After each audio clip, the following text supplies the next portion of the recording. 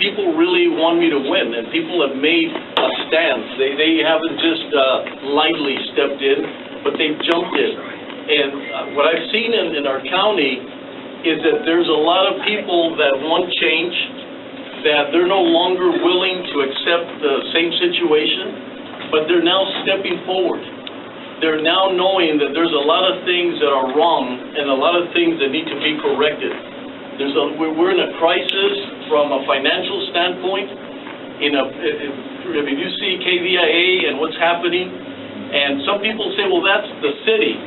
But we're a symbiotic relationship between the county and the city. And if the city goes down, we'll go down with them. So I can tell you that the county is going to sort of carry the burden for the city as things are moving forward. And it's about time that we really need to step in and make sense and make business sense of what's going on in every decision that we make.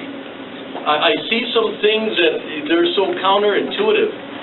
This morning, for example, they found out that our 50-year-old bridges should be renovated and reconstructed. Well, how does that happen? You're putting in millions of dollars, you're doing construction, and then all of a sudden you realize that you have buildings or bridges that need to be refurbished. That would be more of a basic. And so I started thinking that we have to look at the basic foundation of economic development, of what we need to do. And one of the things that really took me from my heart and it pulled on my heart was when I got to meet Max and his wife and people like Senator Rodriguez that were talking about our beautiful city and talking about someone like myself that grew up in El Paso, that has a passion, that is interested. And if anybody, I didn't realize, I know there was a little bit of a calling. I think I had left behind something that was very important to me. But I lived in a neighborhood that one day, to my left, all of that was taken down. Everything from Murray Thomason. And so one day I wake up and, my friends are gone. And I'll talk a little bit about the difference between progress and actually then not knocking down buildings for the sake of knocking down buildings.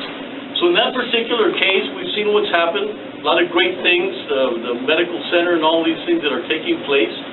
But then I go to a church called El Calvario. I'm an altar boy there, and I found out recently from a gentleman doing his dissertation that church didn't have to be knocked down.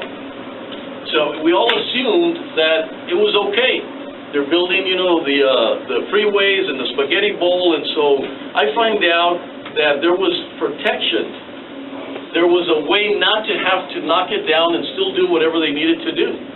So now you've got, my neighborhood, and then my church is knocked down, and you start getting this understanding and feeling of what it means to be relocated and what it means to be dispersed without really understanding, what is taking